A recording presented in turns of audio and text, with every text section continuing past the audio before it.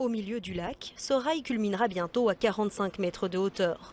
Les travaux du Pulsar ont commencé il y a 9 mois et le chantier avance bien malgré les nombreux défis logistiques et techniques, notamment liés au sol marécageux.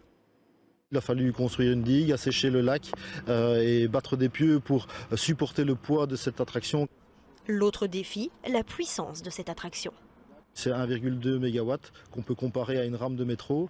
Et donc, pour alimenter cette puissance, on installera, et c'est une première en Europe, des supercaps qui permettront d'emmagasiner de l'énergie électrique et de la restituer lors des 3 lancers qui permettront d'envoyer le bateau à 100 km/h et à 45 mètres d'altitude.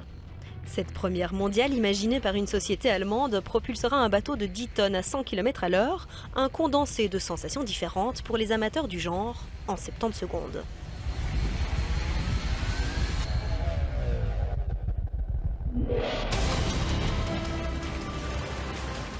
Ce qui est neuf, c'est qu'elle allie non seulement la hauteur, mais aussi la vitesse et finalement l'eau.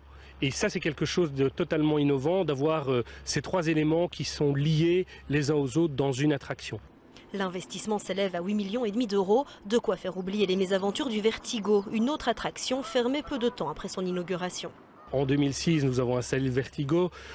C'est un fabricant qui était plus un fabricant de remontées mécaniques que d'attractions. Ici, avec McRide, on a un des premiers fabricants au monde. Et je crois que ces péripéties de 2006, nous ne devrions pas les connaître ici.